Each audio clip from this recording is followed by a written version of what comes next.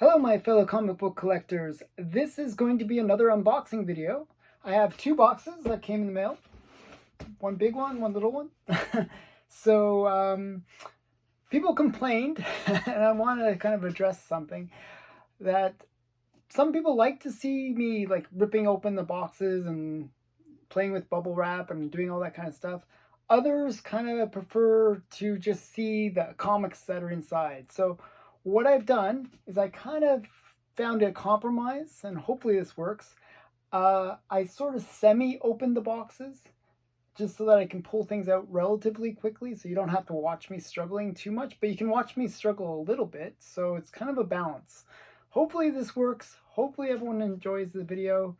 Let's see what's inside, with all that said. So I'm going to try to get this first one out. So, as I throw things on the floor. Of course, this one has two boxes. I didn't really think there was going to be two boxes, but I'm pretty sure this is going to be a slab, so it should be something pretty exciting.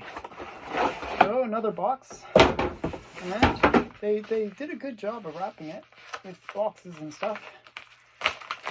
Let's see what the slab is. Oof. Quite challenging to, oh wow, this is a cool one, and see what it is, but the bag is stuck to the comic, so I'm gonna have to rip the bag. It's kind of a shame. Oh well. Okay, so I had to rip the bag a bit, but this one is Rula. It's a Golden Age comic, Rula number 22. I'm going to take it out of the bag so you can see it a bit better. This is a really awesome comic. It's sort of that Jungle Girl art.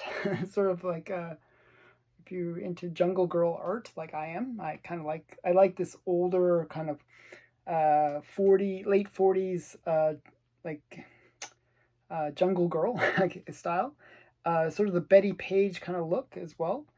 And the thing that makes this book extra special is it's a reasonable high grade, but it's also something again from the Seduction of the Innocent. This is kind of a major key because it's a hard book to find, and it's from the Seduction of the Innocent.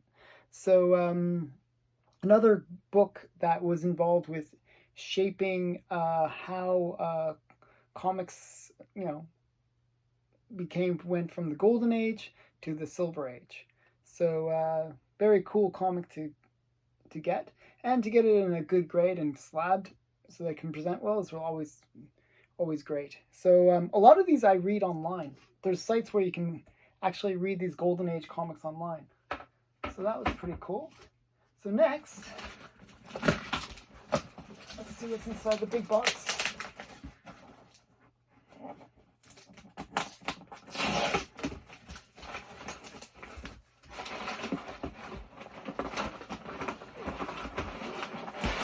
You're going to get to see me struggle a bit.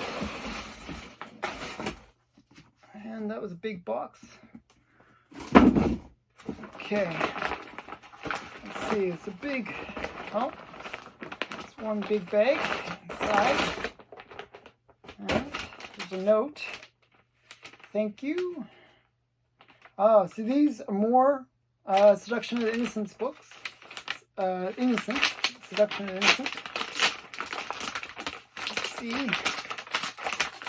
And these are all slabbed as well. 4 more slabs, and these are all, again, Seduction of the Innocent. So these are all from the book Seduction of the Innocent, and it says it right here. You can see. I'm not sure if you can see that, but used in SOTI, which is Seduction of the Innocent. So we got guilty. And justice traps the guilty. I'm gonna look up why these were in the book in Seduction of the Innocent, but I'll tell you in a future video what these were. And then we got Crime Clinic number 3. It's another 40s book, 1951, I should say. So I'm not sure if you can see that. That's Crime Clinic. These are all kind of cool. Like usually, these are all from Seduction of the Innocent. And then we got Famous Crimes #7 from 1949. And usually, a lot of these crime ones, usually it's either police getting injured or teaching kids how to commit a crime, and that's why it was mentioned in Seduction of the Innocent. So he had a real thing where he felt like comics were making kids not take police seriously, and reducing, and making crime sort of more glamorized. Because at the time they were really worried about juvenile delinquency and stuff like that. And the guy that wrote The Seduction of the Innocent, one of the things he did was he was dealing with like youth that were, having problems. And so he thought that comics were the cause of that problem, those problems. So this is an example. And the last one is Murder Incorporated. And again, this is from The Seduction of the Innocent. It looks like an older slab, so it doesn't mention that it's from The Seduction of the Innocent, but it is from The Seduction of the Innocent. And this is Murder Incorporated #8 from 1949. So 5 great slabs, all from SOTI, which is Seduction of the Innocent. So kind of cool. I'm kind of excited about these.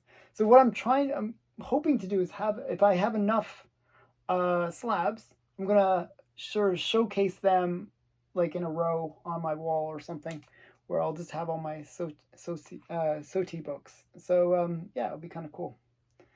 And there's something about these 40s, early 50s books that are kind of interesting. The artwork is kind of interesting to me. There's a certain style that they had back then. So that's it. That was my relatively quick unboxing. Some pretty cool books. I'm going to tell you the reasons. I actually brought my copy of The Seduction of the Innocent just to figure out what those books are. So I've been like putting bookmarks in to figure out and read up on each of the books that I find. And then I'm reading the actual text to find out exactly what was his reasoning for mentioning these books in The Seduction of the Innocent. And usually it's for very trivial reasons, but it's interesting. I think he meant well, but he didn't necessarily end up with the greatest result. I thought the Comic Code Authority was not a good move, but that's part of history. So I hope you enjoyed this video. Please remember to like, comment, and subscribe, and check out my other unboxing videos and my other videos in general. There's lots of great stuff on this channel. I hope you enjoy it. Thanks for watching. Bye.